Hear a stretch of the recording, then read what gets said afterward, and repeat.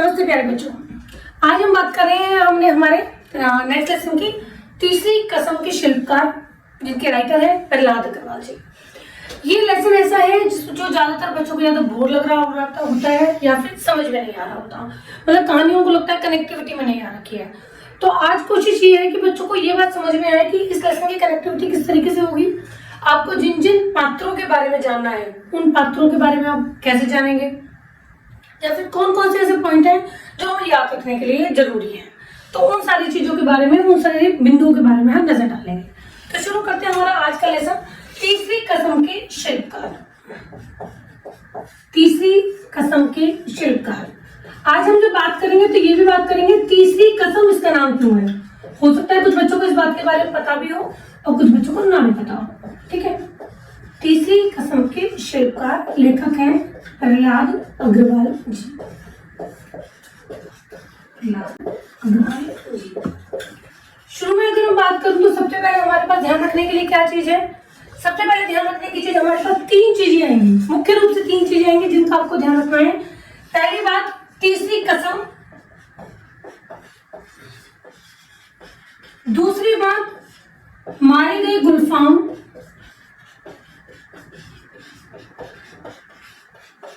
अब तीसरी बात तीसरी कसम के शिल्पकार। ये तीनों चीजें बेटा अलग अलग है, इसमें कंफ्यूज होने की जरूरत नहीं है। और थोड़ा ध्यान में रखना, ज्यादातर बच्चे इसमें गलती कर देते हैं कि पाठ के लेखक पाठ का नाम क्या है तो बच्चे तीसरी कसम लिख आते हैं। आपको इस बात का ध्यान रख के चलना है। हमारे पास मुख्य रूप से स्टार्टिंग से तीन चीजें आगे चलती हैं। सबसे पहले है तीसरी कसम। तीसरी कसम इस फिल्म का नाम है। ठीक है, तीसरी कसम फिल्म का नाम है जो बनाई थी शैलेंद्र जी ने। शैलेंद्र जी हमारे कौन है? ये हमारे गीतकार है, ये हमारे कवि हैं। ये मुख्य रूप से कवि के रूप में फेमस थे। इन्होंने बहुत अच्छी अच्छी कविताएं लिखी थी, लेकिन हर आदमी को अपना पेट पालना होता है, हर आदमी को अपना पेट भरना होता है, आगे बढ़ने की सोचता है। तो इन्होंने क्या करा, अपनी कविताओं को गीत के रूप में कन्वर्ट करना शुरू कर दिया। फिल्मी जगत से जब जुड़े तो अनेक फिल्में आई और उन फिल्मों में शैलेंद्र जी के गीत प्रयोग किए गए। उनके लिखे गए गीतों को उनके ऊपर एक्टिंग दिखाई गई। हीरो हीरोइन से उनके ऊपर एक्टिंग की भूमिका अदा की। ठीक है, इसके बाद बात आती है मारे गए गुलफाम। फिर ये कौन है मारे गए गुलफाम? मारे गए गुलफाम बेटा इस फिल्म की स्टोरी है। अब इस फिल्म की स्टोरी, इसका मतलब मारे गए गुलफाम एक साहित्यिक रचना है। साहित्यिक रचना है, इसको एक लेखक ने लिखा है जिनका नाम है फणीश्वर नाथ रेणु। फणीश्वर नाथ रेणु, फणीश्वर नाथ रेणु। ठीक, इनकी रचना है मारे गए गुलफाम, जिसकी कहानी, जिसके बारे में जो लिखा गया था शैलेंद्र जी को पसंद आया तो शैलेंद्र जी ने उसके ऊपर मूवी बनाई तीसरी कसम। ये आपके पास ध्यान रखने की है। ठीक है, तीसरी कसम के शिल्पकार। इसकी फिल्म देख लेने के बाद, शैलेंद्र जी की फिल्म देख लेने के बाद उसके ऊपर एक लेख लिखा। किसने? तीसरी कसम के शिल्पकार लेख लिखा हमारे प्रहलाद अग्रवाल जी ने, जो हमारे सिलेबस का एक पार्ट बन चुका है। ये हमारे पास मुख्य रूप से तीन चीजें हैं जो हमें ध्यान रखनी है। ठीक है, अब इसके बाद हम चलते हैं आगे बात चलते हैं। तो पहले स्टोरी की बात करते हैं। स्टोरी से पहले हमें जान लेना जरूरी है। जब तीसरी कसम फिल्म की बात आ रही है तो फिल्म का नाम सुनते ही हमारे दिमाग में एक चीज आती है कि फिल्म कब रिलीज होती है। तो सबसे पहली बात ये है, फिल्म आप लंबे समय से देखते आ रहे होंगे, साल का या फिर कभी कभी वीक का भी, कोई भी जब कोई फिल्म रिलीज होती है शुक्रवार को रिलीज होती है। हमेशा से लंबा दौर चलता आ रहा है। तो तीसरी कसम फिल्म भी शुक्रवार को रिलीज हुई, लेकिन कुछ क्या बात होती है, फिल्म हम देखकर आते हैं तो कुछ बातें हमारे दिमाग पर हमेशा रह जाती हैं कि कितनी अच्छी फिल्म थी, स्टोरी कितनी अच्छी थी, एक्टिंग कितनी अच्छी थी, म्यूजिक कितना अच्छा था, गीत कितने अच्छे थे। ये सारी चीजें हमारे दिमाग पे अपना प्रभाव छोड़कर जाती हैं। ठीक है, लेकिन कुछ ऐसी भी होती हैं जो बाहर आती हैं, भूल जाते हैं कितनी बोर थी, कितनी पकाऊ थी, नीरस थी, कुछ था ही नहीं उस फिल्म के अंदर। तो ये बहुत नॉर्मल सी बात है। लेकिन लेखक इसमें क्या कहते हैं? लेखक कहते हैं अगर किसी साहित्यिक कृति को, किसी साहित्यिक रचना को आधार बनाकर पूरी ईमानदारी के साथ, पूरी सच्चाई के साथ, पूरी डेडिकेशन, समर्पण के साथ अगर कोई फिल्म बनाई जाए तो वो केवल याद नहीं रहती है, न केवल मनोरंजन नहीं करती है, बल्कि एक मील का पत्थर साबित होती है, बल्कि एक अच्छा सबक देने में, एक अच्छा सबक देने के, संदेश देने के लिए परफेक्ट होती है, बिल्कुल सिद्ध होती है, सही सिद्ध होती है।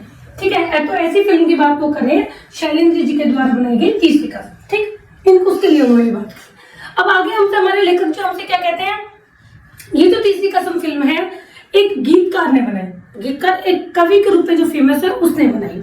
किस पे बनाई? फणीश्वरनाथ रेणु जी की साहित्य कृति पर बनाई मारे गुलफाम, जिसका गीत बहुत अच्छे, जिसके गीत इसके ज्यादातर सारे शैलेंद्र जी ने लिखे थे। ठीक है, ये बात ध्यान रखना, गीत बहुत अच्छे, संगीत बहुत अच्छा। इसके बाद अगर हम कहानी की बात करें, कहानी बहुत अच्छी, भूमिका अदा करने की बात करें, अब हमारे पास एक नए कैरेक्टर की स्टोरी आ रही है। भूमिका अदा करने वाला कौन है, यानी कि हीरो कौन है? हमारा राज कपूर जी। ठीक, अगर आप राज कपूर जी की बात करोगे, आज कहोगे राज कपूर, बहुत सारे हीरो होते हैं, ठीक है, उनमें से राज कपूर भी एक हीरो है। लेकिन आज की अगर मैं कनेक्टिविटी की बात करूं, जोड़ने की बात करूं, तो राज कपूर जी आप ध्यान रख सकते हो बेटा, रणवीर कपूर का नाम आपने सबने सुना हुआ होगा। रणवीर कपूर कौन है? ऋषि कपूर जान के बेटे। ठीक है, और ऋषि कपूर कौन है? ऋषि कपूर के पिताजी है राज कपूर, यानी कि 3 पीढ़ियों के बारे में हम जानते हैं। ठीक है, तो सोच के चलिए कि राज कपूर कितने पुराने हीरो हैं। तो राज कपूर ने इसमें एक्टिंग की थी, राज कपूर जी इसके नायक हैं, और नायिका कौन है? वहीदा रहमान, उस समय की एक प्रसिद्ध हीरोइन, जिनकी भूमिका बहुत अच्छी, जिनकी जो एक्टिंग थी, जिनकी जो भूमिका थी वो बहुत सुपर लेवल की, बहुत अच्छी हुआ करती थी। ठीक है, तो हमारी नायिका कौन हो गई? वहीदा रहमान। इनके बारे में हम देखेंगे, इन्होंने बहुत अच्छी एक्टिंग की, बहुत अच्छी भूमिका अदा की, मील का पत्थर साबित हुई हर तरीके से ये फिल्म। लेकिन लेखक एक बात कहता है कि इस फिल्म को देख लेने के बाद, इस फिल्म के अगर मैं कहूँ असफल हो जाने के बाद, लेखक को एक बात बहुत अच्छी समझ में आई। लेखक ने कहा कि इस फिल्म को देख लेने के बाद हमें एक बात समझ में आती है कि फिल्मी जगत में रहकर, हिंदी सिनेमा जगत से जुड़कर एक उद्देश्यपरक और एक अगर मैं कहूँ उद्देश्यपरक और सार्थक फिल्म बनाना बहुत ही मुश्किल काम है। क्यों है मुश्किल काम, ये हम आगे जाकर देखते हैं। ठीक है, इसमें आपको ये भी पता लगेगा कि फिल्म असफल क्यों हुई है। इसमें 3 चीजों के बारे में हम डिस्कस करके चलेंगे, 2 चीजों के बारे में हम डिस्कस करते चलेंगे मुख्य रूप से। एक है हमारे शैलेंद्र जी और एक है हमारे राज कपूर जी। अब बात आती है शैलेंद्र जी के क्या मन में है मूवी बनाने की। शैलेंद्र जी एक अच्छे खासे गीतकार हैं, अच्छे खासे कवि हैं, फिल्म जगत से जुड़े हुए हैं। फिल्म जगत से जुड़े रहने के बाद हर किसी का मन करता है कि एक बार एक फिल्म बना की जाए, एक डायरेक्ट की जाए, एक पे पैसा लगाया जाए फिल्म के ऊपर। शैलेंद्र के पास भी खूब सारा पैसा नहीं है, लेकिन फिर भी उन्होंने एक फिल्म बनाई जिसका नाम उन्होंने रखा तीसरी कसम। इसको पढ़ लेने के बाद किसके ऊपर एक फिल्म बनाई जानी चाहिए, उन्होंने फिल्म बनाई। फिल्म बनाने के लिए उनको चाहिए था हीरो, कि मुझे हीरो किसको रखना चाहिए। हर कोई चाहेगा दी बेस्ट हीरो मैं अपनी फिल्म के लिए रखकर चलूं। उन्होंने हीरो किसको रखना चाहा, राज कपूर जी को। राज कपूर की ऊंचाइयां, राज कपूर की भूमिका उस समय पीक लेवल की थी, उच्च लेवल की थी। ठीक है, राज कपूर जी को क्या कहा जाता था? एशिया का शोमैन कहा जाता था। इस लेसन के अंदर आप पढ़ेंगे एशिया के शोमैन। एशिया का शोमैन का क्या मतलब है? ऐसा बंदा जिसे सबसे ज्यादा पसंद किया जाए, जिसे ये कहा जाए कि इससे अच्छी एक्टिंग किसी और की हो ही नहीं सकती। ठीक है, तो एशिया इस राज कपूर की जो वो थी, अगर हम कहते चले राज कपूर की पहचान जो थी वो बहुत ही ऊंचे लेवल पर पहुंच चुकी थी कि अगर हीरो के रूप में राज कपूर किसी फिल्म में आ जाते हैं तो फिल्म हिट होगी ही होगी। अच्छा, अब बात आती है हिट होने की। हिट से क्या मतलब है? हिट से मतलब है बेटा जिस फिल्म के अंदर जितना पैसा कमाया गया है, अगर लगाया गया है, उससे वो ज्यादा पैसा कमाती है तो फिल्म हिट होती है, और उससे कहीं ज्यादा गुना पैसा कमा लेती है तो फिल्म सुपर हिट में काउंट हो जाती है। जितना पैसा लगाया गया उतना भी पैसा न कमा गए तो कमाया पाए तो उसको असफल कह देते हैं, फिल्म फ्लॉप हो जाती है। ठीक है, तो मानना ये था कि राज कपूर जिस फिल्म में एक्टिंग करेंगे तो वो फिल्म हिट हो जाएगी। ऐसी वहीदा रहमान के साथ भी था, वहीदा रहमान जिस फिल्म में हीरोइन होगी फिल्म हिट हो जाएगी। तो शैलेंद्र जी ने रखा राज कपूर को इस फिल्म के लिए। पहुंच गए फिल्म की स्टोरी सुनाने के लिए। राज कपूर जी इनके साथी, सहयोगी, मित्र, तो इस फिल्म के लिए उन्होंने एक्टिंग करना स्वीकार कर लिया। ठीक है, मैं इस फिल्म की एक्टिंग करूंगा, लेकिन पैसा एडवांस। अब शैलेंद्र जी को तो अंदाजा भी नहीं था कि ऐसा भी हो सकता है मेरा दोस्त मुझसे एडवांस पैसे मांगेगा। बट पैसा तो ऐसी कोई चीज नहीं है, मुझसे एडवांस तो नहीं मांग सकता। लेकिन राज कपूर जी ने जैसे ही उनसे बोला कि हाँ ठीक है 1 रुपया एडवांस, तो एक ये बात सुनते ही शैलेंद्र जी मुस्कुरा गए। शैलेंद्र जी ने कहा था कि हाँ सही बात है, तो भाई याराना दोस्ताना एक अलग चीज है, लेकिन जब तुम एक बिजनेस की बात कर रहे हो, एक बिजनेस क्लास में आने की बात कर रहे हो, तो पैसों की बात तो करके ही चलनी चाहिए। वो लोग हाथ से दोस्ती कर लेगा तो खाएगा तो उन्होंने इससे बात करी, लेकिन उनको समझ में आ गई कि ये बात एक याराना स्वभाव वाली है, एक दोस्त के स्वभाव की मजाक में कही गई है। ठीक है, लेकिन शैलेंद्र उनकी इस बात को समझ नहीं पाए। क्यों?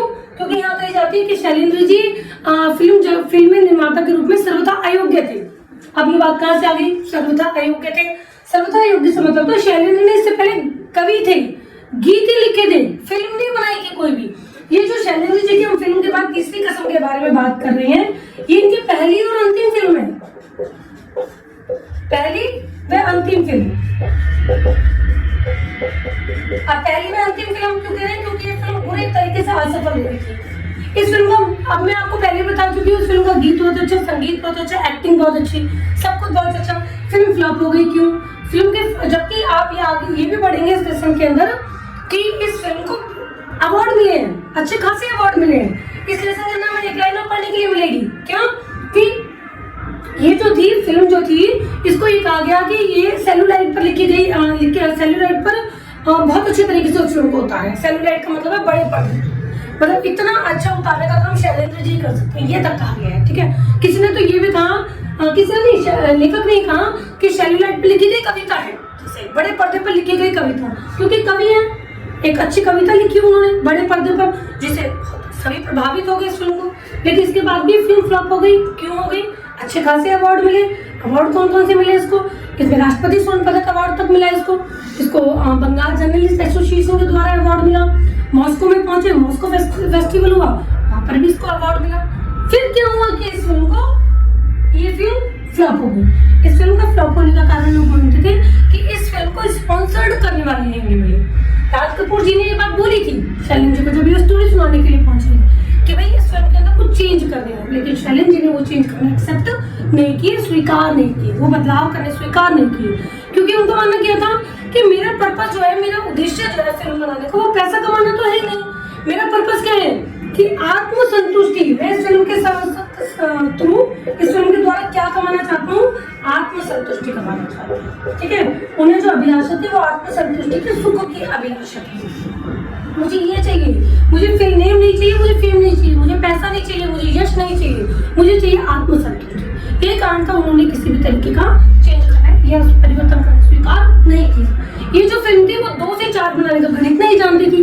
2 से 4 बनाने का गणित से मतलब क्या है? आप लोगों को मुहावरा भी आ गया यहाँ पर, अधिक से अधिक मुनाफा कमाना, ये इसका गणित नहीं जानती थी। यही कारण था कि जब फिल्म को खरीदने वाले आए तो उन्हें कुछ पसंद नहीं आया, उन्होंने फिल्म खरीदी नहीं, फिल्म का प्रचार प्रसार हुआ नहीं, इसलिए फिल्म फ्लॉप हो गई। ठीक, अब हम ये कहते हैं कि फिल्म फ्लॉप हो गई। अब आप ये बात देखेंगे कि शैलेंद्र जी के जीवन के बारे में एक बात और जानने के लिए मिलेगी। फिल्म फ्लॉप हो गई, पहली व अंतिम फिल्म, कोई बात नहीं, लेकिन गीतकार की अगर हम बात करें तो गीतकार ऐसे कि इनके जैसा शायद ही कोई और गीतकार था। मतलब बहुत, अगर 10 की बात करोगे तो उनमें ऊपर के 5 में शैलेंद्र का नाम आएगा। ठीक, शैलेंद्र ने एक फिल्म लिखी, फिल्म का गीत लिखा था श्री 420, एक फिल्म था बहुत पुरानी है।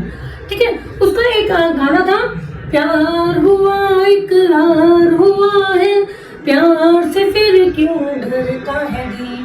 अब इसमें एक लाइन आ रही थी, रातों दशों दिशाओं की कहेंगी अपनी कहानियां। ये पैराग्राफ की एक लाइन है।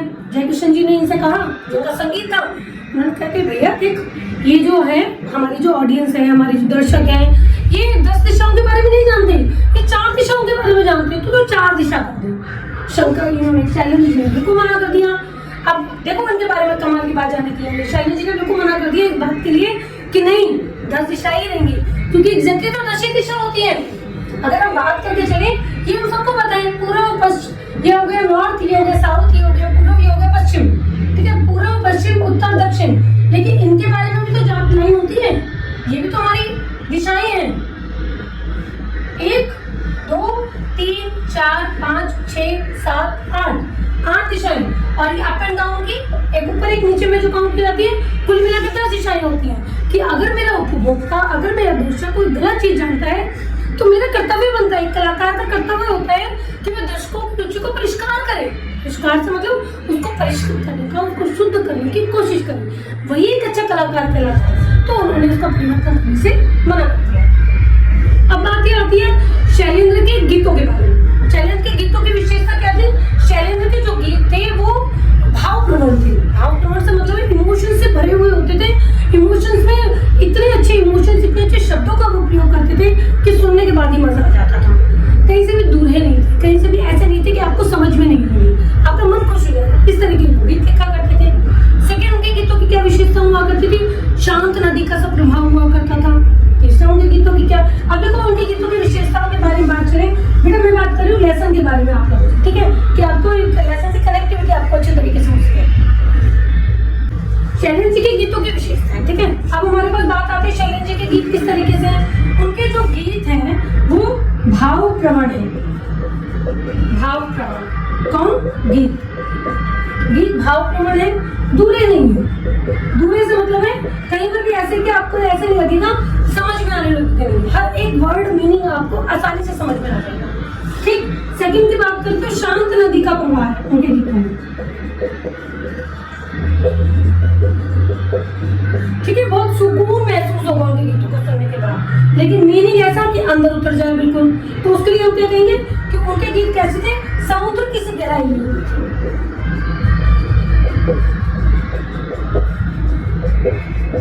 समुद्र की सी गहराई में, ठीक। अब शैलेंद्र जी से बात कर रहे हैं कि देखो गीतों की इतनी विशेषताएं हैं, तो फिर फिल्म में थोड़ा बहुत चेंज करने में क्या दिक्कत है, फिल्म भी तो अच्छी बन सकती है ना, फिल्म के अंदर कर लें थोड़ा सा, कोई दिक्कत नहीं। उनका मैंने किया था कि नहीं, मैं पैसे के लालच के चक्कर में अपनी इंसानियत नहीं खो सकता, ठीक है। तो उन्होंने इस चीज को एक्सेप्ट नहीं किया, इस चीज को स्वीकार नहीं किया, अपने गीत चलते रहे उनके जैसे, और गीतों के चक्कर में वो गीतों के चलते ही वो एक फिल्म जगत में अपनी एक अलग पहचान बना गई। मैं ये बिल्कुल नहीं बोलूंगी कि फिल्म जगत में रहने के बाद क्या उन्हें फिल्म निर्माता की चीजें नहीं पता होंगी, या उन्हें क्या नहीं पता होगा कि मुझे क्या क्या रखना चाहिए फिल्म में, बिल्कुल पता था।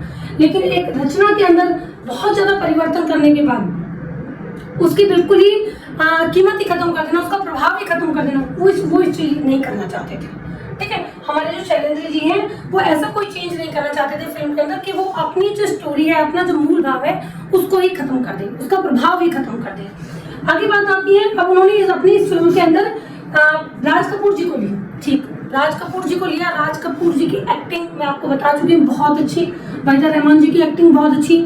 अब इसके बाद हमारी एक्टिंग के बाद राज कपूर जी के बाद हमारे पार्ट में लेसन पढ़ने के लिए आ जाता है कि चीजों को लेखक कमल कहते हैं कि हमारी फिल्म जगत में कमी क्या है। हमारी फिल्म जगत में सबसे बड़ी कमी है कि उसके अंदर लोक तत्व का अभाव है, ठीक है। फिल्मी जगत की कमी क्या है, लोक तत्व का अभाव। लोक तत्व का अभाव से मतलब क्या है, वो आम जिंदगी से जुड़ नहीं पाती, ठीक है। आम जिंदगी से जुड़ नहीं पाती, वो वास्तविक जिंदगी से कोसों दूर होती है, ठीक। वास्तविक जिंदगी से कोसों दूर होने से मतलब क्या है, उसमें अगर दुख का कोई चित्र दिखाया जाए तो ग्लोरीफाई कर दिया जाता है। ग्लोरीफाई का मतलब आता है बेटा, ये लेसन के अंदर आएगा, ग्लोरीफाई कर दिया। ग्लोरीफाई कर देने का मतलब है बढ़ा चढ़ा कर दिखाना, इतना ज्यादा बढ़ा चढ़ा कर दिखाना कि सचमुच में विश्वास ही ना हो कि ऐसा हो सकता है। तो वो कहते हैं कि फिल्मी जगत के अंदर दुख को इतना विभत्स रूप दिखाया जाता है, दुख का इतना ग्लोरीफाई करके दिखाया जाता है कि दर्शकों का भावनात्मक शोषण हो जाता है। भावनात्मक शोषण में आदमी दुखों में डूब जाता है कि क्या सचमुच में ऐसा होता है दुख, ठीक है। ये शैलेंद्र जी ये काम नहीं कर पाए, फिल्म पिट गई, क्यों? क्योंकि शैलेंद्र जी ये काम नहीं करते। शैलेंद्र जी दुखों पे बिल्कुल जीवन सापेक्ष दिखाते थे, जीवन सापेक्ष मतलब जिंदगी से जुड़ा हुआ दिखाते थे, ठीक है। लाइफ का एक पार्ट है, लाइफ का एक हिस्सा है। वो दुख दिखाते थे तो दुखों से लड़ने की शक्ति भी दिखाते थे कि दुखों को कैसे उबारा जा सकता है, दुखों से आगे कैसे बढ़ा जा सकता है। पार्ट में एक लाइन पढ़ने के लिए बहुत अच्छी मिलेगी आप लोगों को कि व्यथा आदमी को पराजित नहीं करती, लड़ने का संकेत भी देती है। व्यथा का मतलब क्या है, दुख, दर्द, पीड़ा, ठीक है। अगर मैं दुख को बहुत डरावने रूप में दिखा दूं, क्या होगा, आदमी डेड होके बैठ जाएगा बिल्कुल ही कि अरे यार मेरे पे इससे नहीं निकला जा सकता। शैलेंद्र जी यही प्रेरणा दिया करते थे कि कभी भी दुख, दर्द, पीड़ा आदमी को पराजित नहीं करती, हार मारना नहीं सिखाती है, बल्कि आगे बढ़ने का संकेत देती है कि इनसे हट आगे चल, आगे सुखी सुख मिलेगी जिंदगी में। ये शैलेंद्र जी की क्वालिटी थी, ठीक। और शैलेंद्र जी के बारे में ये हमारे प्रहलाद अग्रवाल जी एक बात कहते हैं कि वो ये कहते हैं कि अगर मैं बात करूं तो गीतकार के रूप में, गीतकार बहुत अच्छे हैं, लेकिन फिल्मी जगत से रहने के बाद भी ये बंदा धन संपत्ति के लालच में पड़कर फिल्मी जगत की दुनिया के अंदर खो नहीं सका। इसने अपनी एक अलग पहचान बनाई, सिनेमा की चकाचौंध से भूल के बिल्कुल दूर। झूठे अभिजात्य वर्गों को इन्होंने स्वीकार कैसे भी नहीं किया। झूठे अभिजात्य वर्ग की बात करूं तो अमीर वर्ग को, अमीर वर्ग से मतलब यहाँ पे क्या है कि पैसे के लालच में इतना खो जाना कि इंसानियत ही भूल जाना, इस चीज को इन्होंने स्वीकार नहीं किया, ठीक है। तो ये हमारी क्वालिटी थी हमारे शैलेंद्र जी के बारे में जो हमें पढ़ने के लिए मिला। और कमाल की बात एक और चीज है, शैलेंद्र जी ने राज कपूर जी को इसमें रखा, हीरो को रखा, ठीक है। राज कपूर जी की आप इसके अंदर एक लाइन पढ़ोगे, आप कहोगे कि मैम इसका क्या मतलब है, सजनवा बैरी हो गए हमार, चिट्ठियां तो हर कोई बांटे, भागना बांटे कोई, इस लेसन के अंदर लाइन आएगी। बेटा एक गाने की गीत की एक लाइन है जो मुकेश जी ने गाया था। मुकेश जी एक सिंगर है, ठीक है, ये गायक है। तो इस फिल्म गाना के लिखा था किसने, शैलेंद्र जी ने। तो राज कपूर जी बोलते हैं इस लाइन को। अच्छा एक बात ध्यान रखना, ये उन्होंने गाना गाया ये वाला बात है गाने के वर्डिंग्स की। वर्डिंग्स देखो क्या लिखी है कि सजनवा बैरी हो गए हमार, सजनवा हमारा दुश्मन हो गया है। मेरा जो सजन है, मेरा जो प्रेमी है, मेरा जो साथी है, मेरा जो प्रेमी पति या पत्नी के रूप में जो मेरे साथ है, वो मेरा बैरी हो गया है, वो मेरा दुश्मन हो गया है। चिट्ठियां तो हर कोई बाजी, चिट्ठी तो हर कोई बाज के दिखा देगा। मतलब दुख को, यहाँ से मतलब क्या है कि दुखों को देख तो हर कोई रहा है, भाग ना बचे कोई, लेकिन उस दुखों को कम करने की कोशिश नहीं कर रहा। अब देख के चलो कितने शब्द, अच्छे शब्दों का प्रयोग करके इन्होंने ये बात समझाने की कोशिश की है। अब उन्होंने लिया राज कपूर को किसमें, हीरो के रूप में। राज कपूर को उन्होंने कहा कि भैया इस फिल्म के अंदर तुझे एक्टिंग करनी है किसकी, हीरामन की। वहीदा रहमान को लिया, वहीदा रहमान को बोला तुम्हें एक्टिंग किसकी करनी है, हीराबाई की। अब राज कपूर जी की आप बात करोगे तो इसमें देखो राज कपूर जी की एक्टिंग कैसी, हीरामन कैरेक्टर। एशिया का शोमैन है ये बंदा। एशिया का शोमैन का मतलब अपने आप में ख्याति प्राप्त कर चुका है, अपने आप में एक मिसाल बन चुका है, एग्जाम्पल बन चुका है। लोग जिसे बहुत ज्यादा देखना पसंद करते हैं, ऐसा हीरो हीरामन के कैरेक्टर में पूरी तरह खो चुका है। कोई कह नहीं सकता है राज कपूर ऐसा, क्योंकि हीरामन एक उकड़ू बैठा हुआ, उकड़ू मतलब पैरों के बल पर जो बैठा हुआ है, ऐसा बंदा जो बहुत ही भोलेपन के साथ कहता है मन जानती है ना, है ना। और हीराबाई उनका उसका जवाब अपने शब्दों से लेकर आंखों से कहती हैं। तो सोचो इनकी एक्टिंग किस तरीके की होगी, है ना। इतनी अच्छी एक्टिंग। मैं फिल्म की तारीफ किस लिए लेकर रही हूँ, क्योंकि इस फिल्म को अवार्ड मिला था ना, हमारी बात आई थी। इस फिल्म को अवार्ड हमारे कौन कौन से मिले थे, मॉस्को फेस्टिवल अवार्ड मिला था। मॉस्को में गए, वहाँ एक फेस्टिवल हुआ तो वहाँ पे मॉस्को फेस्टिवल अवार्ड मिला। बंगाल में गए, बंगाल में जर्नलिस्ट एसोसिएशन के द्वारा इसको अवार्ड मिला। इसके बाद इसको राष्ट्रपति स्वर्ण पदक अवार्ड मिला। फिल्म फिट गई तो क्या हुआ, फिल्म उतना पैसा नहीं कमा पाई तो क्या हुआ, लेकिन अवार्ड देखो, राष्ट्रपति स्वर्ण पदक अवार्ड मिला। एक्टिंग बता चुकी हूँ बहुत अच्छी, ठीक है। एक फिल्म के फणीश्वरनाथ रेणु जो इसकी मूल पटकथा के लेखक हैं, पटकथा मतलब पर्दे के पीछे की कथा, फणीश्वरनाथ रेणु जो इसके राइटर है, उनकी मूल कहानी, ठीक है, उसको आधार बनाकर उस कहानी के छोटे छोटे रेशे, छोटी छोटी बारीकियां इस फिल्म के अंदर बहुत ही अच्छे तरीके से दिखाई किसने, हमारे शैलेंद्र जी ने। तो आप इस फिल्म के बारे में ये सारी चीजें मुख्य रूप से, सॉरी इस लेसन के बारे में मुख्य रूप से जो जानने के लिए बातें हैं वो आपकी ये है। बात करूं अगर लेसन के क्वेश्चंस की, तो क्वेश्चंस में आपके ऑलमोस्ट वो सारी चीजें आ गई होंगी जो इस पार्ट में पढ़ने के बाद आप क्वेश्चंस के आंसर्स करने के लिए जरूरी है, ठीक है। अगर आपको बाई चांस आपको ऐसा लगे कि कोई पॉइंट छूट गया और आपको इसके एक्सप्लेनेशन चाहिए तो आप मुझे कमेंट्स में लिखकर भेज सकते हैं। सेकंड चीज ये है, अब आपने स्टोरी सुन ली है, आप अपने बुक की एक्सरसाइज देखिए, कॉपी का आंसर्स कभी मत देखिए, आप क्वेश्चंस को पढ़िए, उसके बेसिस पे आंसर्स को सॉल्व करने की कोशिश कीजिए और आंसर्स को याद करने की कोशिश कीजिए कि इसकी स्टोरी पढ़ लेने के बाद में कितने आंसर ऐसे हैं जो मैं खुद भी बनाकर लिख सकता हूँ, ठीक है। क्वेश्चन पढ़िए, क्वेश्चन में से आंसर की स्टार्टिंग कीजिए और उसके बाद आंसर लिखना स्टार्ट कीजिए। क्वेश्चन आ जाए शैलेंद्र के गीतों की विशेषताएं, तो ये विशेषताएं, भाव प्रवण थे, दूल्हे नहीं थे, शांत नदी का प्रवाह था, समुद्र की सी गहराई लिए हुए थे। हमारे फिल्मी जगत में क्या कमी है, लोक तत्व का अभाव है, वे आम जिंदगी से, वास्तविक जिंदगी से जुड़ी हुई होती नहीं है, ठीक है। उसमें दुख को इतने गंदे तरीके से, इतने बढ़ा चढ़ा के, ग्लोरीफाई करके दिखाया जाता है। अच्छा एक वर्ड आएगा ग्लोरीफाई, उसका ध्यान रखना, बढ़ा चढ़ा कर दिखाया जाता है कि हम दर्शकों का भावनात्मक शोषण हो जाता है, ठीक है। इस फिल्म को कौन कौन से अवार्ड मिले, ये सारे अवार्ड मिले। तीसरी कसम फिल्म को खरीदार क्यों नहीं मिले, क्यों, क्योंकि ये फिल्म 2 से 4 बनाने का गणित नहीं जानती थी, ठीक है। उसमें जो रसी बसी करुणा थी, उस फिल्म के अंदर जो रसी बसी करुणा थी वो तराजू पर तोली जा सकने वाली चीज नहीं थी। जो थी वो तराजू पर तोली जा सकने वाली चीज का मतलब क्या है बेटा, वो अच्छे बुरे, कम ज्यादा, लाभ हानि से परे थी। वो जो थे वो अंदर बसी हुई चीज थी, उसको जो महसूस करने की चीज थी वो, ठीक है। तो इस फिल्म को खरीदार नहीं मिले, क्योंकि फिल्म को खरीदार जो खरीदेगा उसका पर्पस क्या होगा, पैसा कमाना। उनको लगा ये फिल्म पैसे नहीं कमा पाएगी, इस फिल्म को खरीदने से मना कर दिया। अब हमारे पास और क्वेश्चंस की क्या बन सकते हैं कि राज कपूर ने किसका रोल किया था, हीरामन का रोल किया था। वहीदा रहमान ने किसकी भूमिका अदा की थी, हीराबाई की भूमिका अदा की थी। राज कपूर को एशिया का शोमैन क्यों माना जाता था, क्योंकि इस समय इनकी जो एक्टिंग थी, इस समय इनकी जो भूमिका थी इतने पीक लेवल पे थी, इतने उच्च सीमा पर पहुंच चुकी थी कि इनके जैसा कोई और हीरो था नहीं, ठीक है। एशिया के शोमैन का मतलब है पूरे एशिया एक महाद्वीप का नाम है बेटा, ठीक है। एशिया महाद्वीप, शोमैन का मतलब सबसे ज्यादा देखे जाने वाला आदमी। तो किसी भी फिल्म के अंदर जो सबसे ज्यादा देखे जाने वाला, सबसे ज्यादा कौन देखा जाएगा, ये बताओ, जिसकी एक्टिंग बहुत अच्छी होगी, जिसकी भूमिका बहुत अच्छी होगी, हर कोई उसी को लेना पसंद करेगा ना कि भैया ये आ जाएगा तो मेरी फिल्म बहुत अच्छी बनेगी, ये आ जाएगा तो मेरी फिल्म बहुत अच्छी बनेगी। तो राज कपूर बहुत सारी फिल्मों के अंदर काम कर रहे थे, तो उनको क्या बना दिया, एशिया का शोमैन बना दिया गया। तो ये अपने कैरेक्टर के अंदर पूरी तरीके से खो जाते थे, जो उनको रोल दिया जाता था उसके अंदर पूरी तरीके से खो जाते थे। खो गए, एक्टिंग बहुत अच्छी, चलिए शोमैन का लो, ठीक है। अच्छा, राज कपूर के बारे में आप देखोगे कि मैम आपने एक बात बताई कि लेसन के बारे में स्टार्टिंग जैसे होती है। राज कपूर के बारे में हमें एक बात और जानने के लिए मिली थी इस लेसन के अंदर स्टार्टिंग में। राज कपूर की स्टार्टिंग में राज कपूर कहते हैं कि मैंने संगम फिल्म बनाई। संगम फिल्म बनाने के बाद वो क्या हुई, बहुत अच्छी सफल हुई, बहुत अच्छा पैसा कमा लिया इस फिल्म के अंदर। राज कपूर का आत्मविश्वास बहुत ज्यादा बढ़ गया कि भाई मैं तो फिल्म जो बनाता हूँ, तो अभी तक तो एक्टिंग थी, और जो मैं फिल्म डायरेक्ट करता हूँ, जो फिल्म मैं प्रोड्यूस करता हूँ, वो भी बहुत अच्छा पैसा कमाती है। तो उन्होंने 4 फिल्मों की घोषणा कर दी एकदम से। ये क्वेश्चन है हमारे अंदर, ठीक है, हमारे बुक का पार्ट है वाला। तो 4 फिल्मों की घोषणा करी उन्होंने, कौन सी 4 फिल्म की, मैं, मेरा नाम जोकर, सेकंड हमारी कौन सी थी, मैं और मेरा दोस्त, मैं और मेरा दोस्त, थर्ड कौन सी थी, अजंता,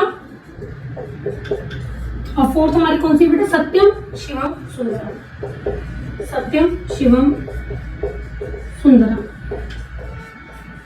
ठीक। अब उन्होंने 4 फिल्मों के बनाने की घोषणा की, जबकि राज कपूर जी को खुद को भी नहीं पता था कि इस फिल्म का, मेरा नाम जोकर, इस फिल्म का एक पार्ट बनाने में, पहला वाला भाग बनाने में उन्हें 6 वर्ष का समय लग जाएगा, ठीक।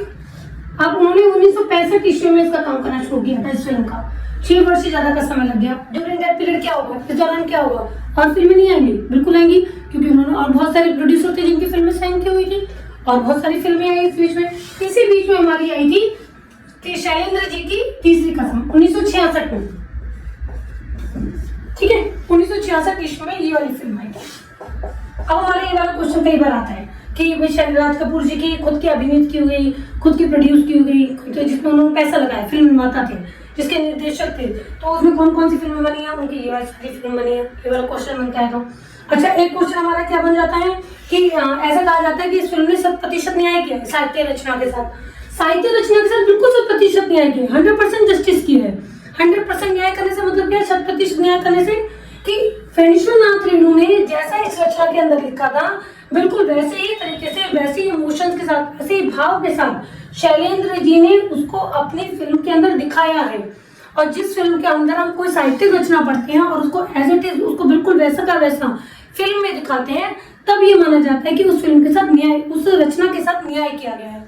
अगर हमने उस कहानी का रूप ही बदल दिया, बिल्कुल दिखाया कुछ गया है और कहानी का रूप बदल के, थोड़ी सी स्टोरी चेंज करके, हमने जो समाज का जो दर्पण था जो चीज का, हमने उस चीज को उसके अंदर नहीं दिखाया, तो स्टोरी चेंज होगी तो साहित्य रचना के साथ न्याय कहाँ होगा।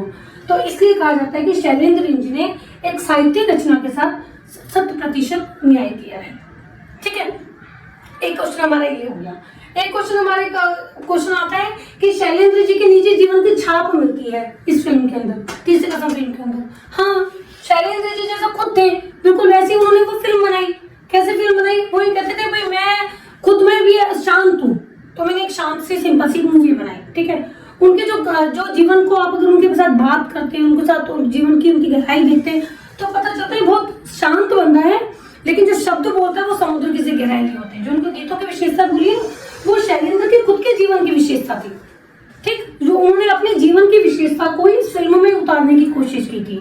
इसलिए उनको कहा जाता है कि उनके निजी जीवन की छाप उस फिल्म के अंदर मिलती है, ठीक है। तो अब एक क्वेश्चन ये बनता है हमारा कि इस फिल्म को एक सच्चा कवि हृदय ही बना सकता है। आप कहेंगे कि मैम आपने डायरेक्ट बात नहीं करी कि इस लेसन के अंदर कि सच्चा कवि हृदय बना सकता है। हाँ, सच्चा कवि हृदय ही बना सकता है। भाई मैंने आपको तुम्हें अभी क्या बताया कि शैलेंद्र जी क्या थे, एक कवि थे, ठीक है, कवि थे, एक गीतकार थे, फिल्म निर्माता के रूप में तो कह दिया कि भी अयोग्य है, सर्वथा अयोग्य। क्यों? क्योंकि फिल्म फ्लॉप हो गई। एक सच्चा कवि हृदय इसलिए बना सकता है कि कहा जाता है कवि को समाज का दर्पण कहा जाता है, ठीक है। समाज में जो कुछ भी हो रहा होता है वह उसको अपनी रचनाओं के द्वारा कि लोग पढ़ेंगे और उस रचनाओं को पढ़ेंगे तो उस समाज के बारे में जान सकेंगे। शैलेंद्र जी ने तो यही कहा फणीश्वरनाथ रेणु जी की रचना को, यूं की यूं एक रचना को, इसको पढ़ा, इसको समझा। एक कवि जिस तरीके से समाज में जो चीजें हो रही होती हैं उसको सही तरीके से दिखो को दिखाने की कोशिश करता है ताकि लोगों के अंदर बदलाव आए, लोग उस चीज को समझ सके। तो उन्होंने शैलेंद्र जी ने यही काम किया, फणीश्वरनाथ रेणु जी की रचना को पढ़कर एक सच्चे कवि के रूप में कि जो जो चीजें लोगों को पता होनी चाहिए वो सारी चीजें उसके अंदर उन्होंने दिखाई। तो हमारे क्वेश्चन तैयार हो गए, सच्चा कवि हृदय ही बना सकता है। ठीक है, तो पहले मेरी आशा यही है कि मैंने पूरे लेसन को कवर किया है। फिर भी अगर बाई चांस कोई पॉइंट रह गया हो, 1% रह गया हो, तो आप कमेंट करके उसका आंसर बहुत आसान वे में मैं अगर छोटी ग्रिल बना के आप लोगों को बता सकती हूँ बहुत आसान तरीके से कि आप लोगों को उसका आंसर कैसे याद करते हो। कोई भी चीज रटने की कभी नहीं होती, समझने की होती है। अगर हमसे पूछा जाए बेटा एक क्वेश्चन आ जाए कि राज कपूर के बारे में हमने इतनी सारी चीज जानी, राज कपूर जी के बारे में कि एशिया के शोमैन है, ये मैंने आप लोगों को बताया। कैरेक्टर कौन सा किया उन्होंने, हीरा बनकर किया। फिल्म कौन कौन सी बनाई उन्होंने, ये वाली 4 फिल्में बनाई। ठीक है, राज कपूर जी के बारे में भी क्वेश्चन पूछा जाएगा। अगर एक क्वेश्चन पूछ दिया जाए कि राज कपूर जी को फिल्म समीक्षक क्या मानते थे, कैसा कलाकार मानते थे, तो कैसा कलाकार मानते थे उनको, वे कलाकार मानते थे आंखों से बात करने वाला। ठीक है, फिल्म आंखों से वो कहते थे वो जो ये है नायक हैं ये राज कपूर जी, ये कला मर्मज्ञ है।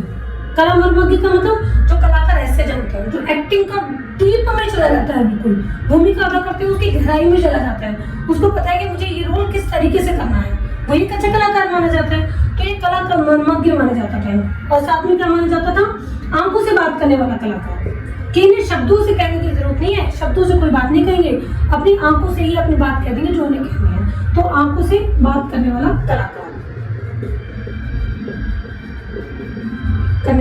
कलाकार इन्हें माना जाता है। ठीक है, अब हमारे पास क्वेश्चन क्या बन के आता है, एक क्वेश्चन ये भी आता है कि आप लोग इसके बारे में नेगेटिव ना लिख दो। शैलेंद्र जी के बारे में बात आती है कि शैलेंद्र जी फिल्म निर्माता के रूप में इनकी विशेषताएं क्या है। ये अपने आप में एक विशेषता ही थी बेटा कि उनका पर्पस पैसा कमाना नहीं होता था। एक फिल्म निर्माता क्या करता है कि पैसा कमाने के बारे में सोचता है खाली। एक फिल्म निर्माता का उद्देश्य ये भी होना चाहिए, हमेशा होना चाहिए कि समाज में जो चल रहा है उसका सही रूप अपने दर्शकों को दिखाए। शैलेंद्र जी ने यही किया था। शैलेंद्र जी ने दर्शकों का भावनात्मक शोषण नहीं किया। उन्होंने किसी भी चीज को इतना ग्लोरीफाई करके, इतना दुख को इतना बढ़ा चढ़ा के नहीं दिखाया कि दर्शक डर जाए। विभत्स रूप नहीं दिखाया उन्होंने। विभत्स का मतलब होता है डरावना रूप।